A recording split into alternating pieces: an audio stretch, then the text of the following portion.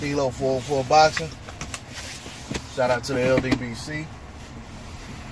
Hey, I watched Junior the Truth video this morning.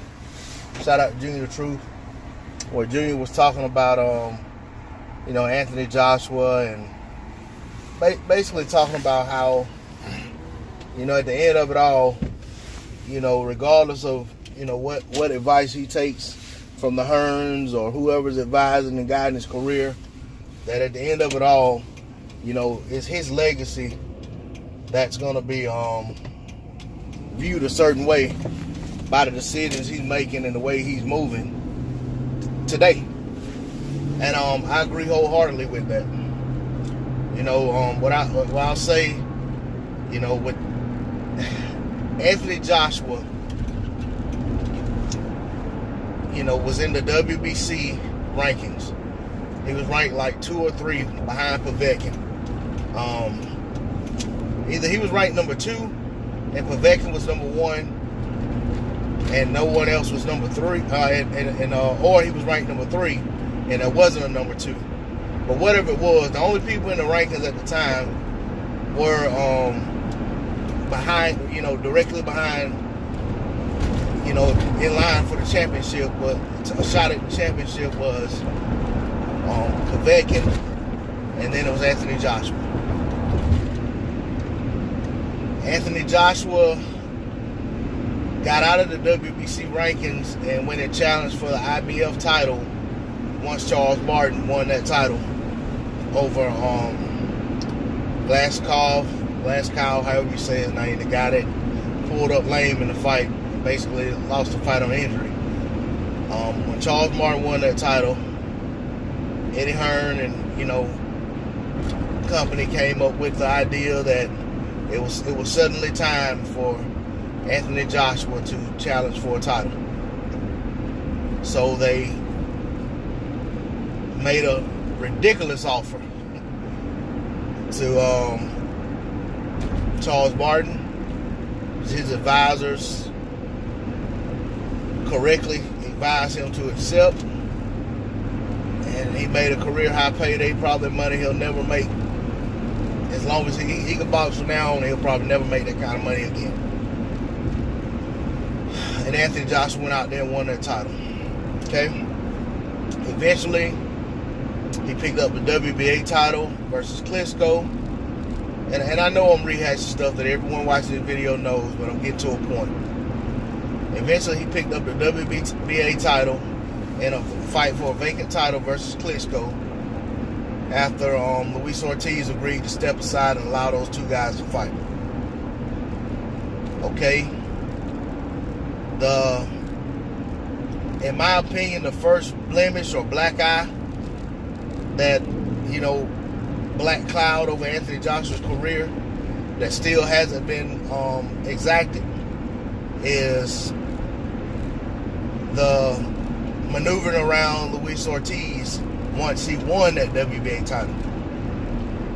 Luis Ortiz was there threatening legal action and everything he could to try to get his shot. And really the only reprieve that came, which allowed them not to have to vacate or either fight Luis Ortiz, was Deontay Wilder offering Luis Ortiz a shot at his WBC title, which we know initially Ortiz failed a drug test for failing to disclose some medication he was on, and that caused that fight to be canceled, and then eventually it was made again and the fight took place. But the WBA also took that as an opportunity to strip Luis Ortiz of his mandatory position, as well as take him from the rankings altogether for over a year. So,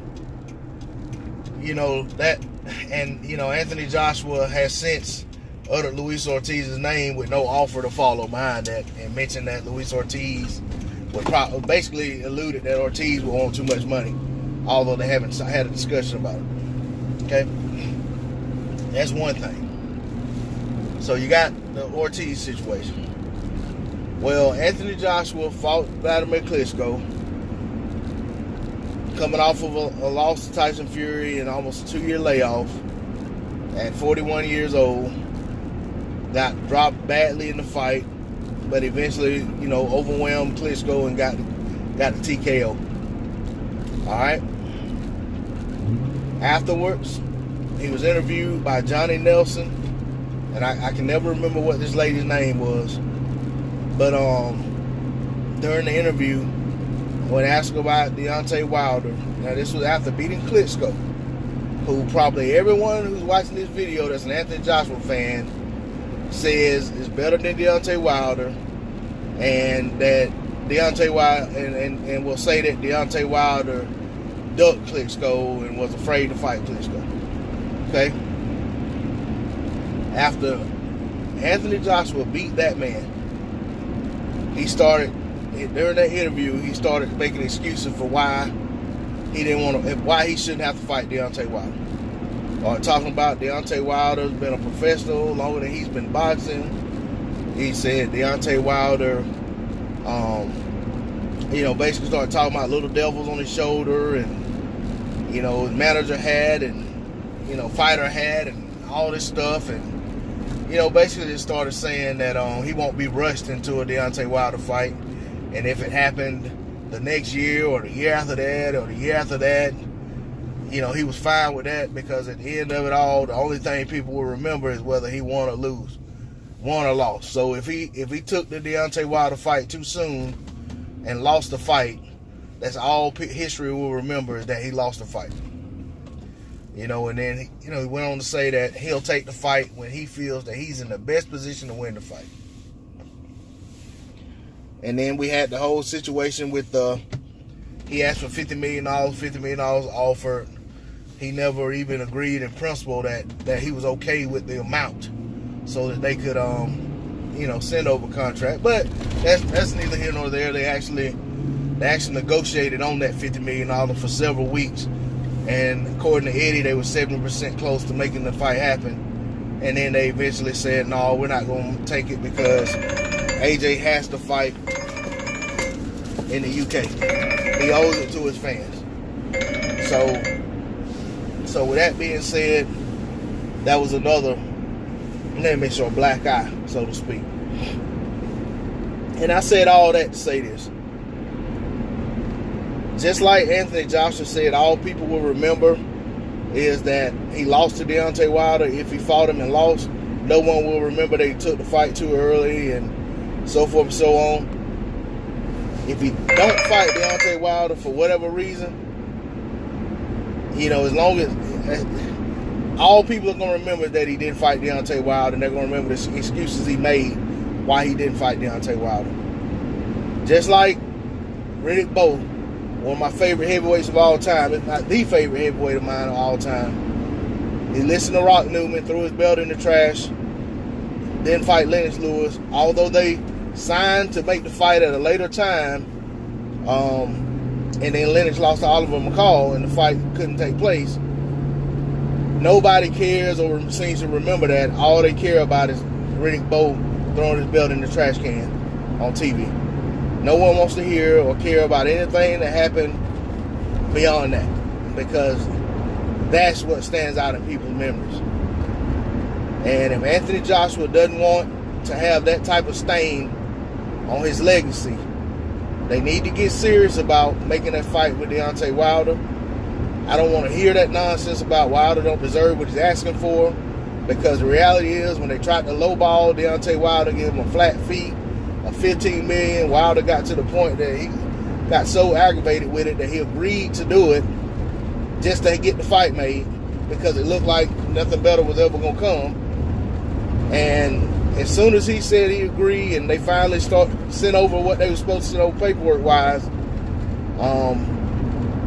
they didn't have the contract wasn't signed, and just a whole bunch of just games around that deal, because they didn't really want to fight. They didn't think he'd accept it.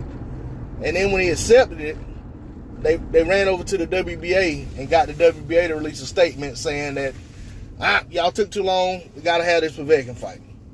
Despite Anthony Joshua being all on camera saying that he's not interested in Povetkin, all he wants is the Deontay Wilder fight next. Well, your actions spoke louder than your words. and that's the way it played out. But you know, all of that said, I'm hopeful that Deontay Wilder and Anthony Joshua will eventually fight. Right now, it's not realistic because Deontay Wilder has his Tyson Fury rematch that he's been after ever since the fight took place, and that's been his focal point, is getting that rematch made.